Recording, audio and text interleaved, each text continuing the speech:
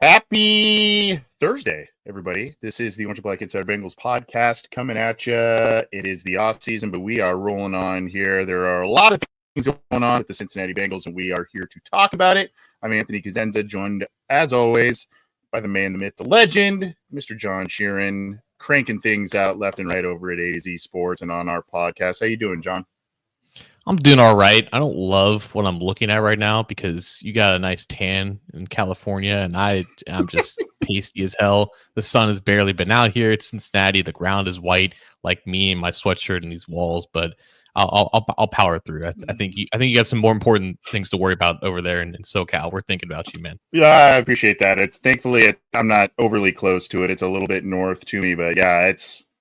Quite frankly, the fires that I'm sure everyone knows you're referencing at this point, quite frankly, living out here as long as I have, that's one of the worst ones I can remember in terms of overall damage, displacement, I guess casualties too, all that kind of stuff. It's just, it's pretty bad all around. So definitely appreciate the good thought. But thankfully, I haven't been directly affected. I know some people that, are up in that area. And right now, thankfully, it's more of a air quality problem more than anything at this point, and obviously what the future holds for so many people. So definitely keep our thoughts with the LA area right now with all that going on. But the Bengals themselves have a lot going on. And look at this comment by Derek. I don't know what to make of this one. I am still popping. I don't know how effectively I'm popping, but I'm still around, Derek. I maybe it's surprising to some. I don't know, but thanks for tuning back in. Since it's been a while, Mr. Burrow in the YouTube channel. But, John, a lot has transpired. The last time we took the air, the Bengals had just relieved the duties of 4 assistant coaches, most notably Frank Pollock, the offensive line coach, and their defensive coordinator, Lou Anarumo. Not a lot of true decisions to be made quite yet, but now there are some rumors as to maybe where the Cincinnati Bengals are honing in on their defensive coordinator search. So why don't we talk about the latest going on with the assistant coaching situation in the team? Yeah, I guess for a full circle type approach, we learned, I think late last week, that Mark Duffner, who was the senior defensive assistant, and Louis Kiofi, I believe I'm pronouncing his name right. If I'm not, I apologize. They will now return to the team. They've combined for like 30 years of coaching experience in Cincinnati. So that was kind of part of it, right? Guys who've been around for a long time. You want to bring in fresh faces, right? Both of those guys, they coached under, or at least one of them, they both coached under Dick LeBeau back in the early 2000s, and Kiofi stayed on with Marvin Lewis. Again, I really feel like I'm butchering that name, and I apologize if I am. But yeah, this was expected. Like lower level assistants that whose positions will certainly be filled by the new defensive coordinator. And we kind of have an idea about who that new defense coordinator is going to be now. Dre Harris of CincinnatiBengalsTalk.com, contributor over there. He was a former scout and player in the NFL.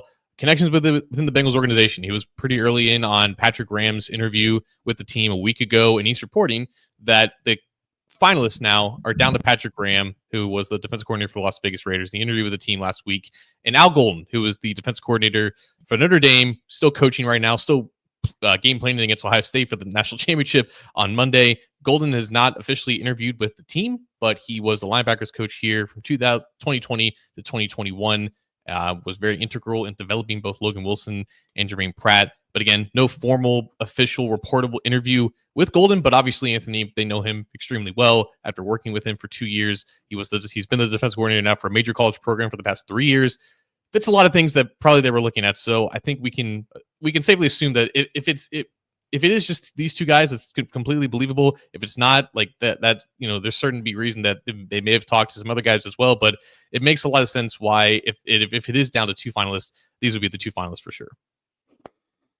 Time, as we have said over the past couple of episodes, I think, time is a flat circle, my friend, because the two other assistants that the Bengals parted ways with, and I don't know if it's Chiaffi, or Chiaffi, if it's more of an Italian Chiaffi type of name there. But, I mean, yeah, like you said, Dick LeBeau spent time with Marvin Lewis, left the Bengals for a while, then spent time under Zach Taylor, and then now are relieved of their duties. And then now you're talking about Al Golden, another guy who was with the team in their Super Bowl run, etc.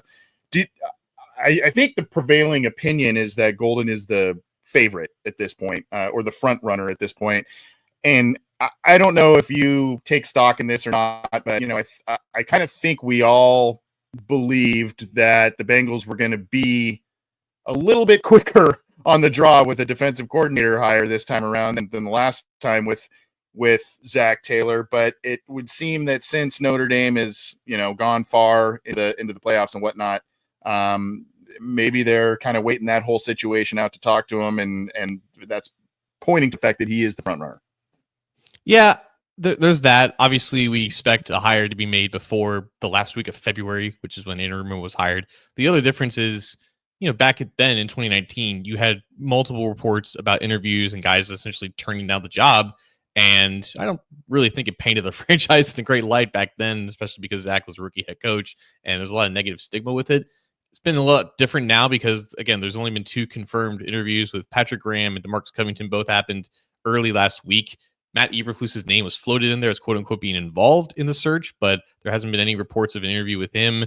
There was the report of Wink Martindale potentially, like, the Bengals being interested in him, but there's no report of an interview with him, and Paul Dehner Jr. shut that down. Like, there's no interest at all with him. Mike Zimmer's name was floated around because he's available, and there was a report from Cincinnati Jungle's own John Ackery, who talked to Mike Zimmer this week, who said that he would be interested in helping out Cincinnati, like, find a new defensive coordinator, but there's been no contact between the Bengals reaching out to Mike Zimmer about that. So really, all that we can go off of are these two guys, and it's only been, I think, 10 or 11 days of the search. So yeah, like, I would assume that a hire would have been made by the end of this month. Would have been my timeline. I think, Anthony, though, like, the thing that's kind of keeping me up here is that it doesn't seem like there was a wide the net here was cast very wide in terms of, like, finding guys, because if you're going off of 2 official interviews and then someone that you didn't need to interview because you know him pretty well after working with him for 2 years, but now just basically saying that, hey, if you want this job, it's yours. And the only reason why you wouldn't take it is because either you're going to get a raise from where you currently are, or, like, you can't get out of the contract. We don't really know the specifics of that. Al Golden was extended, like, 4 years and $9 million total last year. So there's that whole, variable of the situation. But I don't know. It kind of feels like, for as popular or as, desirable as this job would be, it doesn't seem like on the surface the Bengals have talked to as many candidates that I would have expected them to, or I would have preferred them to do so. And if you do want to conduct an extensive coaching search, and Al Golden is still your top choice after all of that, I think that's perfectly fine, because I think he's definitely qualified to land this job. Same with Patrick Graham too. I think they're both fine candidates. They would both do a good job, but it doesn't seem like they've done enough here in terms of just surveying all of their options for a hire that's so integral and important, and that one that they need to get right. And if, we have no idea how these hires are going to plan out, whichever one they choose, like, we'll judge that in a couple years' time. But I don't know. It doesn't, I never really feel comfortable with a team that kind of limits itself in a coaching search. This is important. We just saw with the Patriots of Mike Vrabel. We're seeing now with the Dallas Cowboys and Jerry Jones' interest with Kellen Moore and Jason Witten. It doesn't really make me feel too great, even if the candidates that they are kind of honing in on, I think, are quality candidates. We talked last episode about Dennis Allen. We talked about, a handful of other names, and they just haven't really gone to that well at this point. So you're right. I mean, you want them to have their due diligence done, but we don't know. It feels like you put it nicely there. I don't know if they've really put the feelers out as much as we kind of thought that they would. And maybe it is because they've got a guy identified or two guys identified, and that's who we want. That's who fit us well. And you've got a comment here from Les in the YouTube chat, will we be golden with golden, thrifty Bengals doing their thing? I mean, is the price tag of a Dennis Allen and that sort of, a guy who also has NFL head coaching experience and that sort of thing, is that maybe an ego thing with Zach? He doesn't want, if there is mounting pressure on him this coming season, as there should be, is bringing in, does he really want to bring in a guy that has had past head coaching experience as his, defensive coordinator, and then all of a sudden maybe the Bengals stumble out of the gates and the chorus gets louder for change? I'm jumping the shark here for sure, but you see what I'm saying? Yeah. And I will say though, like the other comment we got, that this front office always takes a lazy approach. That's not true, because they didn't take the lazy approach with either Zach Taylor or Lou Anarumo, both guys that had no connections with the Bengals previously. They interviewed many head coaching candidates in that cycle. They obviously interviewed a half a dozen guys for the defense coordinator spot who all turned down the job. This specific situation is rather unique because it seems like once they got Lou out of the building, they had their eyes on Al Golden, which again, it's very similar to the Patriots and Mike Vrabel, because Vrabel, like we talked about Mike Vrabel as being a potential defense coordinator, a phenomenal candidate, someone who definitely should have a job and now has a job with the Patriots. But the Patriots brought in Pep Hamilton and Byron Leftwich as their official interviews for head coach. Everyone knew that was a sham, just taking advantage of the Rooney Rule. Like we got to get the minority candidates out of the way, and then we can hire the guy that we want. Everyone sees through that. And it's not the same here in Cincinnati, because Patrick Graham is actually being considered for the job and everything. But it kind of feels like Al Golden was tabbed as the favorite as soon as the position became available, and now he's still the favorite, and they haven't interviewed him, or they've barely interviewed anyone else. So, like you said, it's fine if you target a qualified candidate from the get-go, but not casting a wide enough search, because you need to be able to check yourself. The number one most common mistake that every teams make, whether it's hiring coaches, drafting players, free agents, whatever, they're overconfident in their own decision making. And when you are so locked in to what you feel like is right, and you're willing to put everything on the line for it, it can come back to bite you in the worst ways if it doesn't work out. And Al Golden could definitely work out. Again, I think we would both be fine with that hire. He's definitely qualified. He's ready for this opportunity. But if it doesn't work out, and we look back on the fact that they didn't probably do enough due diligence, like you said, it's not going to look great on them. So there's two schools of thought. Let's just say the pick is golden, right? There's two schools of thought, one completely negative and one completely positive. The negative is, well, if the message got stale, supposedly, or things got wonky with schemes, and there was talk of things being overly complicated before things were simplified late in the season, that sort of thing. If that's the case, then why would you bring in I don't know if it's a Lou Anarumo disciple, but a guy who worked under Lou Anarumo pretty recently? And so you go, I mean, is this just more of the same, and similar issues will pop up? Or you could look at it as tackling was more sound when Golden was here. The Bengals, you mentioned the linebackers did well when Golden was here. They made, they were more opportunistic. They just kind of were more clutch, and maybe because of some of the development we saw from players under him, maybe that is the thing that's needed. So it's kind of a double-edged sword, right? I mean, it's like, which one is it? It sounds like you are of the opinion that would be, you'd be more on the optimistic side, that it would work out. I kind of tend to go that way, but I would have that lingering concern in my mind of more of the same. Yeah, for sure. I would say that his 2 years spent with the Bengals is not necessarily about this guy was coaching under Lou and he's a Lou disciple, because obviously, he coached for several years before ending up in Cincinnati. He coached for two he coached for the Lions in 2 different roles. He was a tight end, by the way, for the Patriots back in the day. So he was a tight ends coach with the Lions, and he was a linebackers coach, and then he had the same role with the Bengals from 2020 to 2021. And then he got the promotion to be Notre Dame's defensive coordinator. But before that, he was the Temple head coach for about 5 years. He was the Miami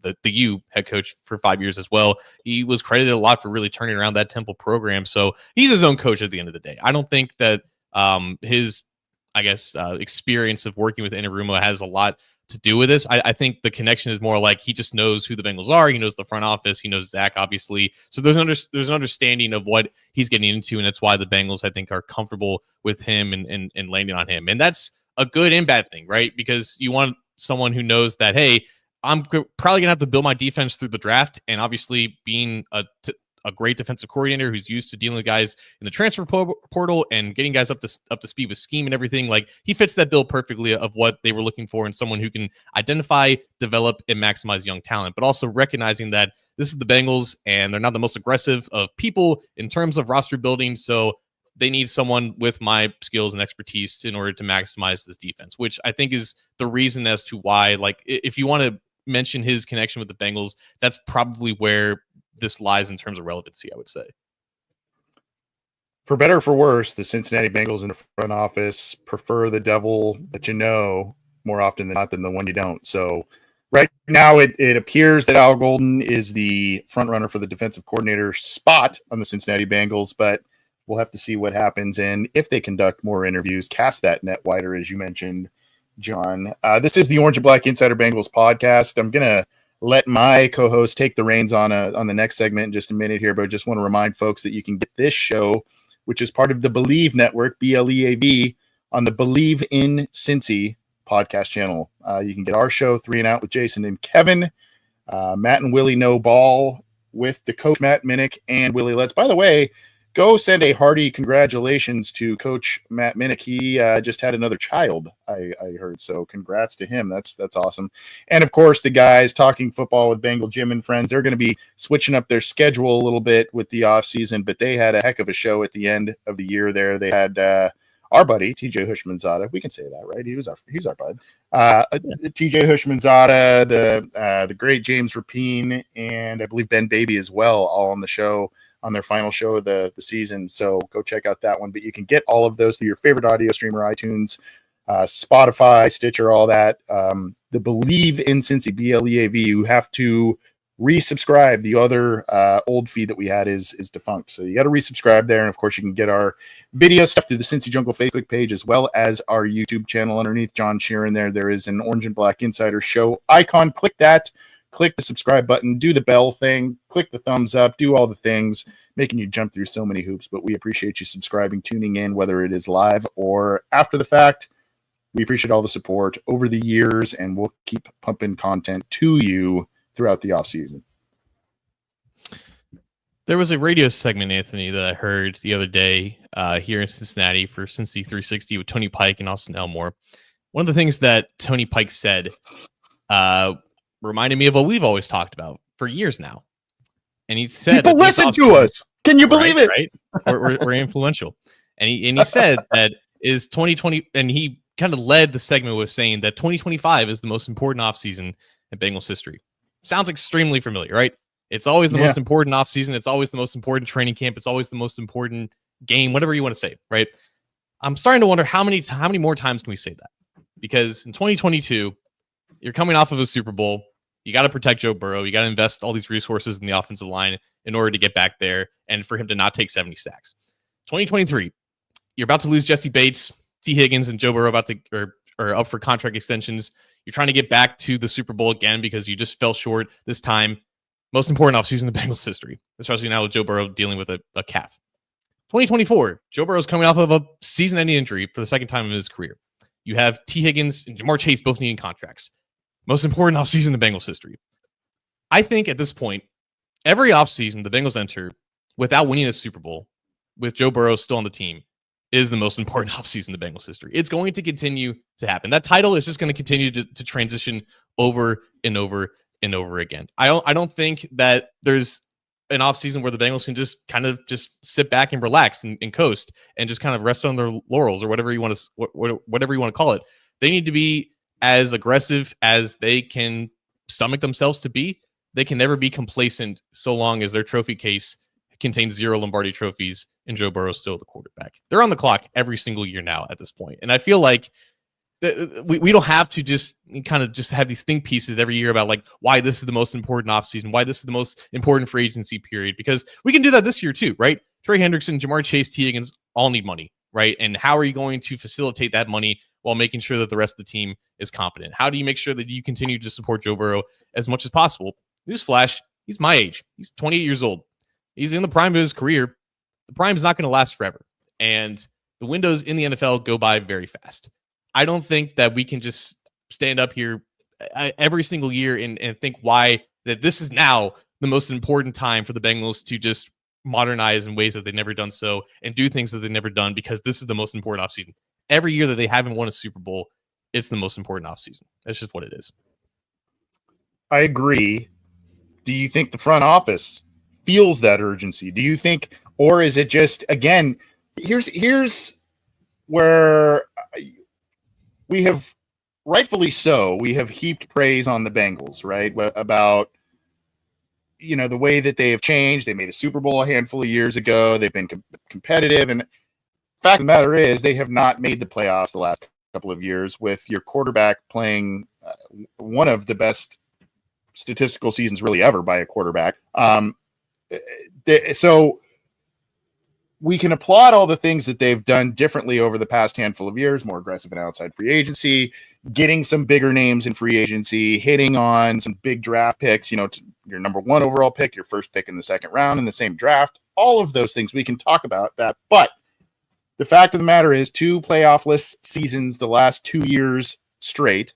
And I think there's still a prevailing sense among people who have been around this team for a while that are the Bengals going to feel that urgency, or are they going to say, hey, 9-8, we're right there, we're close enough, and we don't really need to do all that much or big splash to get back to where we were in 2021? And that's totally fair. And I think the main thing is going to be how they balance retaining the guys that they need to retain while also making the moves to make the rest of the team better. It's like it's almost like an either and or situation with them. And I feel like fans are more conditioned to be like, they're either going to go all in on bringing back Chase or extending Chase, making sure that Trey's happy, and then bringing back T, and then nothing else is going to happen. Like they hired a new defensive coordinator, they hired a new defensive staff, and they kept the elite players.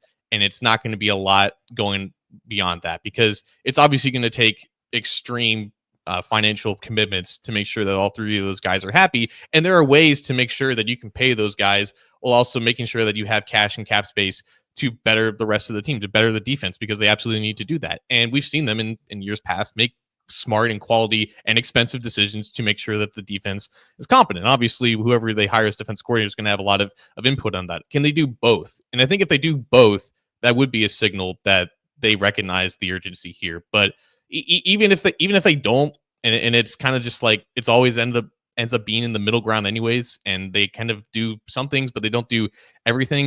It doesn't change what the reality is, and it's that every year that they have Joe Burrow and they don't win a Super Bowl, the clock only ticks a little bit faster. Failure. And it's failure, and the pressure continues to mount, which is why I think we can all safely say that even if Zach Taylor's seat isn't burning hot like lava, it's definitely warmer than it was this time last year, and that's undeniable, regardless of what they do or don't do. This is, I don't know that it's a complete non sequitur to what we're talking about, but it's a little bit of a what if before kind of catapulting full bore into the offseason. Based on what you saw this last weekend in the wild card round in the playoffs, I put out a couple tweets and I caught a lot of hell from other fan bases. Kind of just snarky remarks of, boy, I'm glad we got Justin Herbert in the playoffs and not Joe Burrow. Boy, I'm really glad we got Bo Nix in the playoffs and not Joe Burrow. The way the team played, even with Lou Anarumo still as your defensive coordinator potentially at that point in time, do you think they would have made noise in the playoffs had they made it in the way they played down the stretch? If somehow they snuck in, do you think that they would have beaten the Bills, got it a lot closer than what the Broncos did, put up a better fight, or would it have been more of the same because this is just a more flawed roster than we saw in 21 and 22? They would have put up points. I'm pretty confident about that. They've always been Right. able to score against Buffalo, Right. and they would have put up more points than the Broncos.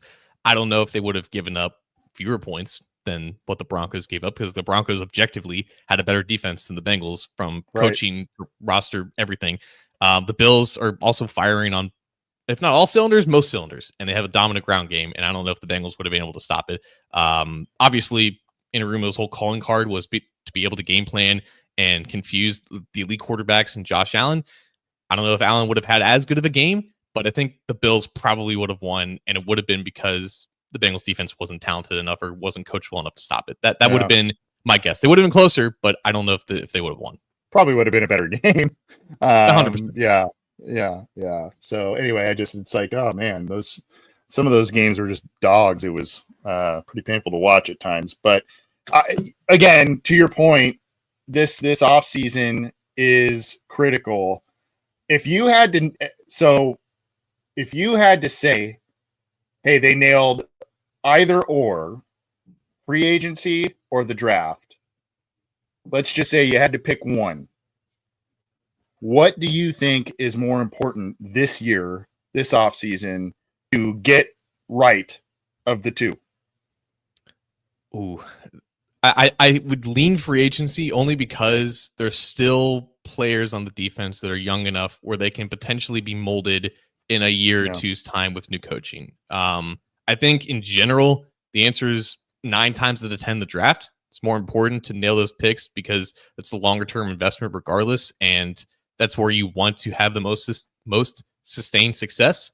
But I would venture to say that a lot of the draft picks on defense that haven't worked out as of yet still have somewhat of a chance and will still be around to develop further and potentially be maximized as much as possible with new eyes coaching them. So I would say for this year specifically, especially now because they only have 6 picks and they may have more with trading back and everything, but they're still going to have money. They're still going to have cap space to operate in free agency if they handle the extensions of those 3 players correctly. So I'll lean free agency for this year.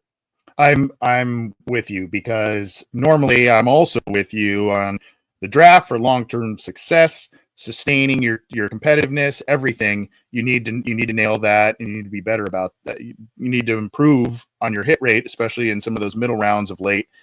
But as we just talked about, the urgency with this offseason, Joe Burrow being the age that he is, the team missing the playoffs the last 2 seasons, I think, unfortunately, the short term, and of course, the big 3 that you just mentioned that are, looking to get extensions or re-signed by the team.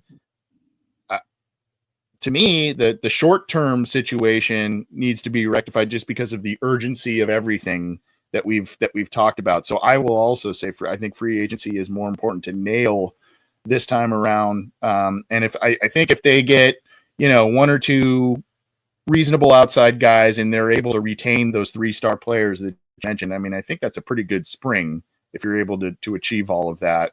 They do have a high number of free agents set to hit the market too, and we know they like to re-sign their own guys quite often also.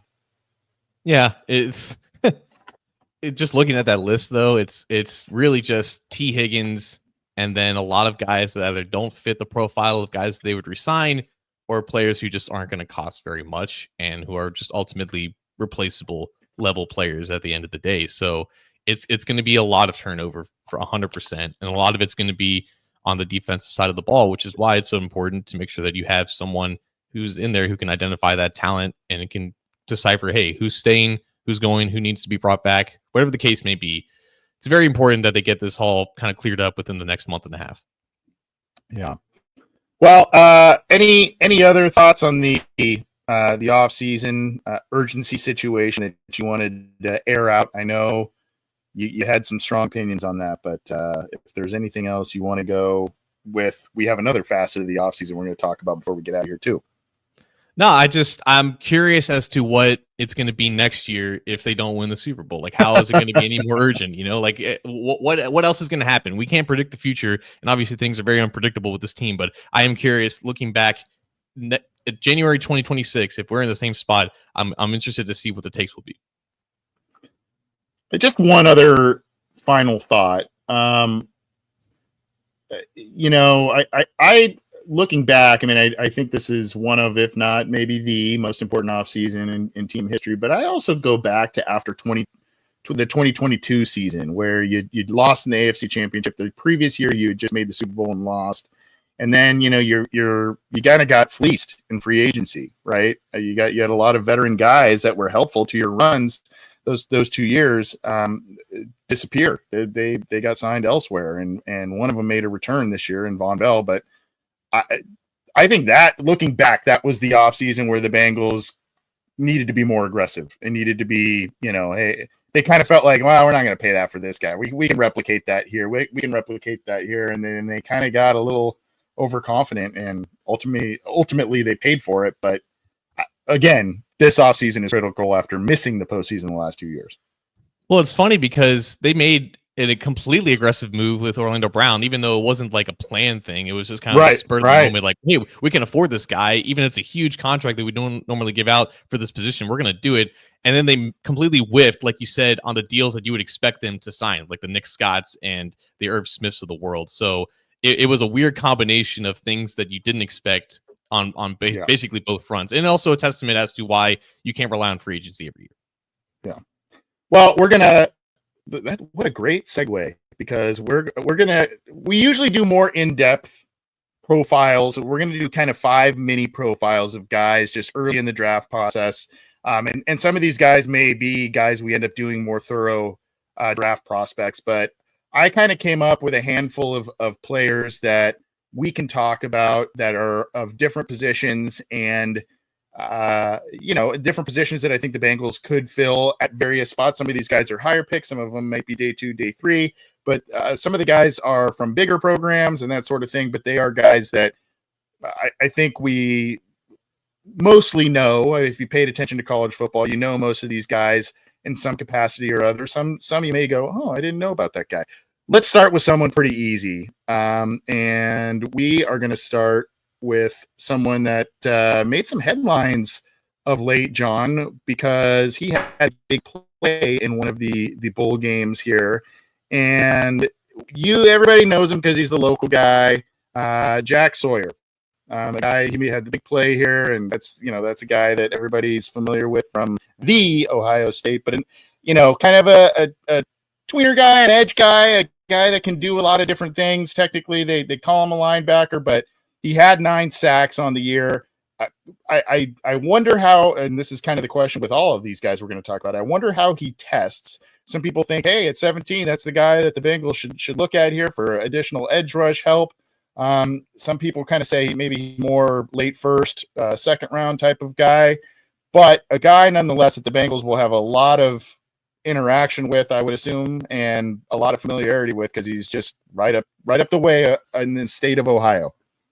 Yeah, the parallels here are pretty hard to deny. He was even the roommate of the Ohio State quarterback, which Sam Hubbard was the roommate of Joe Burrow back in the day. And the roommate that he was with was Quinn Ewers, who he got his signature play against. So kind of a full circle moment there. But yes, he's a white defensive end from Ohio State, and that's obviously going to get him compared to Sam Hubbard. But I think Sam Hubbard 2.0, like Christopher Charles Higdon said, is a good way of doing it because he's a better version of Sam Hubbard. And it's not fair to just blatantly compare the two, because better pass rusher, more efficient and productive pass rusher, I should say, and has made more impact plays, right? Like Sam Hubbard's whole calling card was that he was an energetic run defender who sometimes here and there splashed off the edge. Jack Sawyer, a little bit different, just as good of a run defender, even better of an edge rusher, which is why he's going to be drafted earlier than the 3rd round, which is where Hubbard went. But like you said, how he tests in terms of flexibility, explosion, very important traits that all first round edges need. I don't know if he's going to go in the 1st round based off of that alone. I don't know if his production is really that good enough to do it anyways, or to get him there anyways, but definitely someone that I would target in the 2nd round as of now, pending on his testing for sure. And shout out to Sam Hubbard, a guy who's been on our show the last, 3-4 years straight, and a couple of times in a couple of those years. Great guy. Don't know what his future holds. We will say this, and I know this is not about Sawyer, but Sam Hubbard played through a lot of different injuries, and whether you say admirable or maybe hurt the team, depending on the severity of the injury, dude was a warrior. He's had one of the most iconic plays in Bengals history. So he's been a solid player, kind of a little bit Robert Gathers with better pass rushing skills, right? I mean, that's kind of that's who Sam Hubbard has been. But yeah, I think there is a little bit more twitch and explosiveness here from Sawyer than there was in Hubbard. But again, a guy that I think we need to see how he tests, and we'll see how things play out for him going forward. But a guy that I know a lot of Bengals fans have eyes on this offseason going forward. So we will move on to the next guy, and this is a guy you may say, well, first of all, the school he goes to, you got to know I'm going to bring up this guy. And I was actually going to bring up a different player, but from the same school. But the one player I was going to talk about, and then I've been thinking about it for a while, he ended up opting to not go into the draft. So we're not going to talk about him. But this guy, I don't know if you are familiar with him, John. Woody Marks, the running back for the USC Trojans. Kind of a shorter, stockier. I think he's about 5'10", 5'11", about 210, runs hard. He's got a nice cut move. Versatile, a lot of catches in his background. He split time and carries, and then I think he had a little bit of an injury towards the end of the year here, but split some time and carries. I think he's probably a day 3 guy, kind of like I think Marshawn Lloyd was a day 3 guy last year as well, if I'm not mistaken. But this guy, to me, reminds me a little bit of the college football version of Clyde Edwards-Helaire, a versatile guy, kind of the squared shoulders, a little bit of power with the ability to catch the football. I know, obviously, you hear that name, and wow, Clyde didn't have a great NFL career, but was a critical player in that offense for the LSU championship run. And, this guy was just an effective runner, almost close to 6 yards per carry, over 1,100 yards on limited touches, and can catch the football. Was one of those. The one thing, though, is he is, I think, 24 years old. He was a 5th-year guy, so he's up there in age. That'll cost him in the draft process, but productive this last year, and like I said, versatile. No gloves too, which maybe that's just a warm weather thing, but that's a check mark for me. I don't know anything about him, Anthony. I'll be honest with you, but the college version of Clyde Edwards-Helaire is a really good player and someone who ended up getting drafted in the first round. So obviously 2 different players and everything, and the age profile is different. But I am curious how aggressive the Bengals are going to be in attacking RB2. If that's going to just be re-signing Khalil Herbert and running it back with Trevor Williams, just calling it a day, or just having Herbert as your RB3 and getting someone with higher upside to pair with Chase Brown. I think at this point, though, because I think I already forgot his name. Wow, that's completely on Woody Marks. Woody Marks. I feel like Woody Marks is more in terms of the similar same size range as a Chase Brown. I don't really think it's necessary to bring in that complementary guy that's necessarily bigger to have a guy who complements him. So I'm interested in a player like this as far as a long-term compliment for Chase Brown, and I'm interested to see how quick or aggressive the Bengals are going to be in bringing that guy in. Yeah, this is the depth guy. This isn't a guy to take over for Chase Brown, but this is a guy that can give you some similar aspects, be able to catch the football out of the backfield, swing plays, that sort of thing, and just a kind of a one-cut go kind of guy. And the cut that he makes usually is a pretty solid one. It's just age. There was I think there was an injury towards the end of the year there and some other factors. He's probably going to be a day 3 guy, but productive. Like I said, close to, I think it was 5.7, 5.8 yards per carry this year. So intriguing guy. And the Bengals, like you said, they're the only reason I bring this guy up, I watched a lot of them, but the Bengals need to round out that running back group, and they need to do it one way or the other going forward. So this would be a guy maybe that would provide some good value as an RB2, RB3 late in the draft if you haven't that overly often in free agency or other rounds of the draft. So a guy that I liked watching him. I really liked watching him. Now, of course, this is another kind of Captain Obvious one, a one that I know a lot of people have talked about because of a lot of different reasons. And of course, one being the fact that he played guard on the Georgia line, and he would be likely playing guard next to Amarius Mims long term, and that's Tate Rutledge of Georgia. The Bengals love Georgia players. They and that dates back to Marvin Lewis. They love Georgia players. Georgia has a hyper competitive program and is one of the best programs in all of college football, particularly of late. And this guy is mean. He's big, and he's got the sweetest mullet I think I've ever seen. So he, aside from Tyler Eifert, this is just a mean dude. And the Bengals, Kappa played well when he first arrived in Cincinnati. We know that things have kind of fallen off. We don't know if that was because of the injury at the end of, what was that, the 2022 campaign, and it just kind of lingered. We know that Cordell Volson has just not taken the leaps either. So this is just, I hate to bring up a Pollock type of ism since he's not here anymore, but this is kind of a glass eater guy. This is a guy that's just big, mean, tough, and nasty. And then if you pair him next to Amarius Mims at right guard, that would it'd be a nice pair. Yeah, and there's experience. The experience of working next to someone on the offensive line, the communication is already there, picking up stunts and blitzes and whatnot. Like, all that's good and also in the run game. Like, hey, like, I got to get to this spot. Like, we're going to combo block this guy. Like, all that's kind of baked in. And like you said, Rutledge had injury issues at Georgia, but not the same in terms of a lack of experience. It didn't keep him from playing like enough snaps to like warrant like a full profile. Like a lot of people had concerns with Amarius Mims. So definitely experienced, definitely productive, incredible pass blocker, very few pressures allowed over his career. That's kind of a commonality with Georgia offensive linemen.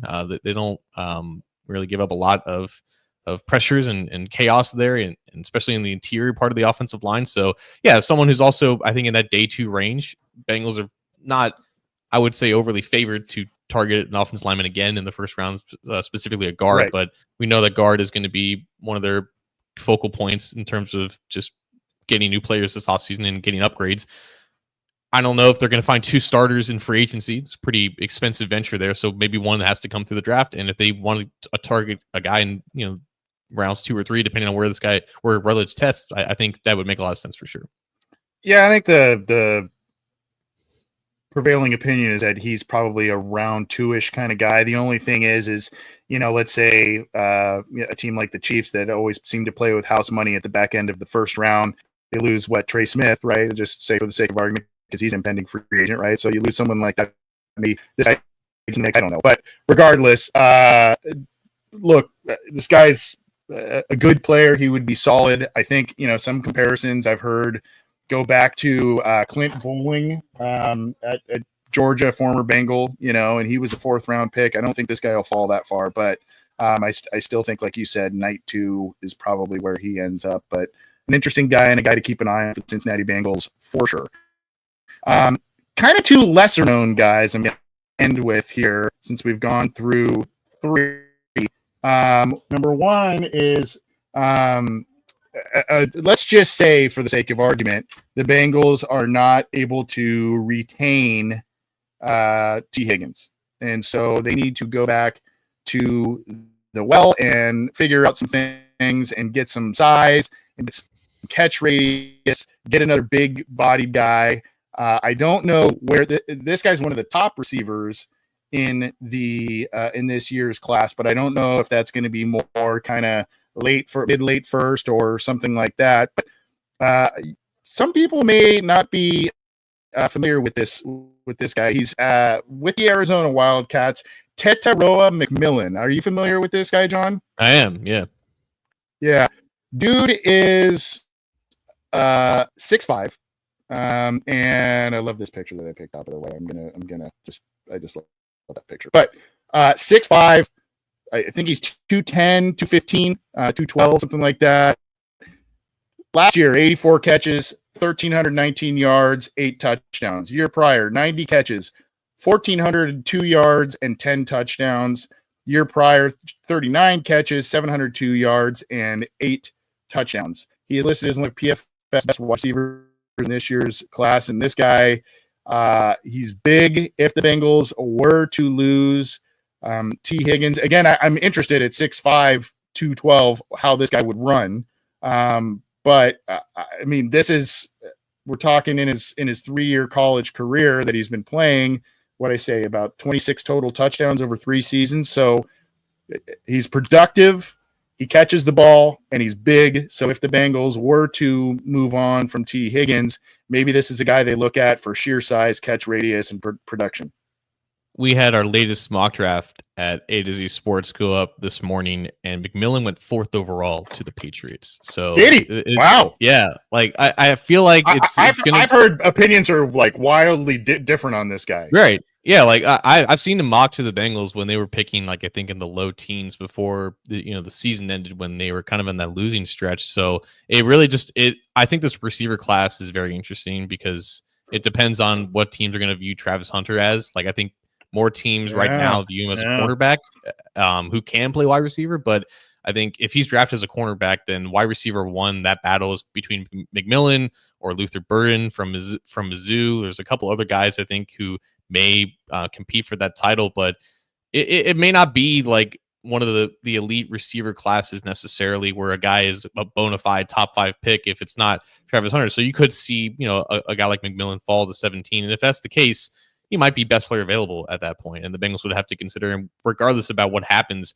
with T. Higgins. But like you said, the size, the production profile definitely fits. I saw someone even say he's a 6'5" version of Devontae Smith, which, if it's true, like that's one of the best players in this draft, hands down. I don't know if that's too much praise. I think I would need to research him a little bit more and see how he tests, but definitely intriguing for sure. Someone who's going to go in the top 20 regardless.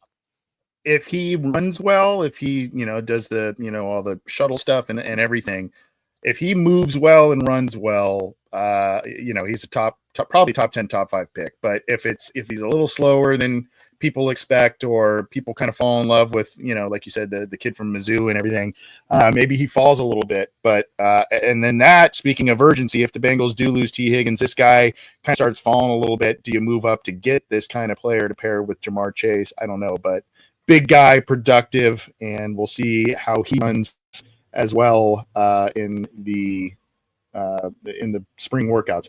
So the last guy I have, probably another day 2 pick, but it addresses the defensive line.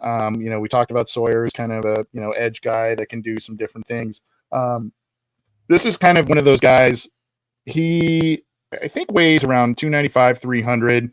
PFF says he's got the ability to play inside or occasionally out at the next level just because of his body frame. A guy who played inside at school and was a pretty productive player. It's listed at like 6'3", 305, so not your true big nose, but a guy that kind of generated some inside pass rush, and that's Walter Nolan of Mizzou, Ole Miss rather, excuse me. And he had 6.5 sacks last year, John. Probably a guy that is probably a round 2 guy, depending on how teams see him work at the next level. 10.5 sacks over the last 2 seasons total, 2 fumble recoveries last year, and they think he's got some pass defense ability, bat and ball at the line and whatnot. So a guy that, could be interesting for the Bengals. They love those guys in the 2nd and 3rd round. That is he an edge? Is he a tackle? We can do both with him, all that kind of stuff. And maybe this is one of those guys that they see a little bit of the same and feel that they can get the most out of, particularly with the new defensive coordinator hire. Yeah, man. Like, nailing these defensive tackle picks are going to be so important. Like, they need to rebuild essentially that entire group and hope that Chris Jenkins and McKinley Jackson are some foundational pieces with it. But PFF grades aren't end all be all everything. But this guy came from Texas A&M to Ole Miss in 1 year and was graded out 91.6 against the run. That's pretty damn solid, consistent against some pretty good athletes along the offensive line in that conference. And like you said, a great pass rushing profile to kind of to boot with it. So testing is so important. It's a lot more important than I think people realize for interior defensive linemen. Just the explosion, the get off, the flexibility, the ability to anchor, all those things matter when you're talking about going from the college to the NFL level. So you need guys who test well, and sometimes they fall in the 2nd round. I think particularly this year, it seems like it's a really strong year for defensive linemen in this year's draft class, along the edge and both of the interior. So a guy like Nolan could be there in day 2, and I think would provide a lot of value. Also you're looking at questions around BJ Hill, Chris Jenkins Jr., who you drafted in the 2nd round last year, flashed. You've had some other people in the past that you've drafted that did not go over well in the interior of the defensive line. So that would be, it'd be a guy that would make quite a bit of sense. It's more, can the Bengals unlock what he actually is in the NFL and use it correctly, because they have failed at that. You could look back at, Zach Carter and Will Clark and, these big guys that they couldn't seem to figure out what to do best with them, and things just didn't pan out. And those were guys that were, relatively high 3rd round picks, each of them. So those are 5 guys I've got my eyes on as the draft and everything starts approaching. Do you have any, like another couple that maybe I didn't mention that you want to give a shout out to? I'm still intrigued by some of these offensive linemen in the first round. Not still intrigued. I'm just starting to become intrigued with them, because I think it's an interesting tackle class, because a lot of these guys like Will Campbell and Kelvin Banks are players that play tackle in college, but are most likely guards in the NFL. And I know that's may make Bengals fans wary if you're talking about, one of these guys coming to Cincinnati, because it's never really been a recipe for success. But I think both Campbell and Banks are well worth looking into for the 17th pick as long-term guards. So, guys who are proven pass protectors who would just physically fit better inside. And obviously this is way early into the process. We need to see how these guys test and everything. But I was just intrigued by the fact that some of the top offensive linemen in this year's class kind of fit that mold as college tackles, but probably guards, which definitely benefits the Bengals. And some of those guys end up kind of falling in the draft a little bit because they don't play the more quote unquote valuable position. But Zach Martin was a phenomenal tackle at Notre Dame and ended up being a guard in the NFL, and he's going to be a Hall of Famer in 5 years. So sometimes it does work out. Yeah. And, you take that athletic profile as a tackle and kick it inside, where the Bengals need a little more. They need athleticism on that, most of the line there, but that would make sense. On the team. Yeah, in general. Those are some of the prospects we're watching. I don't really have much of a mic drop except to ask you, John Sheeran, what you see transpiring in the playoffs this coming weekend. Yeah, that was going to be my question, because it's a weird, not a weird divisional round, but it doesn't feel like there's a lot of obvious picks, I guess. It feels like it's going to be a lot of close games, maybe aside from Chiefs-Texans. I feel like the Chiefs are probably going to handle their business there, but Ravens and Bills, I think it's like one of the only times in recent history where the road team is the favorite in a divisional round game. Both teams are extremely hot right now, and they probably have a really good chance to knock off the Bills. I would expect the Eagles to beat the Rams if it's going to snow in Philadelphia, which it sounds like that is the case. The other NFC game, I think the Lions are probably going to beat the Commanders, but I'm not counting out Jaden Daniels by any means. I feel like there's definitely something with He's impressive, man. Yeah, which I was when they beat the Bucs, man. I was thinking back to Week 3 and how everyone in Cincinnati thought the Bengals are going to get right against the Commanders. A Monday Night Football Ring of Honor game. Like Jaden Daniels is very unproven. The Commanders, like they look like they have a decent offense, but this is going to be the time where the Bengals defense shows up. And it turns out it was just the beginning of Jaden Daniels' phenomenal rookie season, right? And it's like it was special to witness that in person, just from as a general football fan. But it is incredible to see how much Jaden has grown and continued to impress as a rookie who looks nothing like a rookie at all. So I'm not counting him out against the Lions. I think the Lions are the better team. They're probably going to win at home, but that might be my most intriguing game aside from the obvious probably slugfest between Buffalo and Baltimore. Yeah, I'm in agreement with you, both in kind of your thoughts on who may or may not win and some of the more intriguing games. I guarantee you this will be a more competitive weekend, at least than we saw at the beginning of last weekend. I think you got more evenly matched teams here. So we'll see. And it's a lot of good quarterbacks and good coaches that are left in the fray here. So it's really not a coincidence that takes place. But this has been the Orange and Black Insider Bengals podcast. We talked about a lot of different things, particularly regarding the offseason. I wish we were talking about the playoffs and the Bengals, but we still have quite a few people tuning in live. We appreciate that. Go get this show and the others on the Believe in Cincy podcast channel. Check out our YouTube channel. We'll be doing some more creative stuff on the channel as well as more of these live shows. So we'll be coming at you through the offseason with all kinds of different stuff. John, thank you, sir. You are the man, and appreciate your amazing contributions to the show. Right back at you, man. We'll see you later. I left you speechless.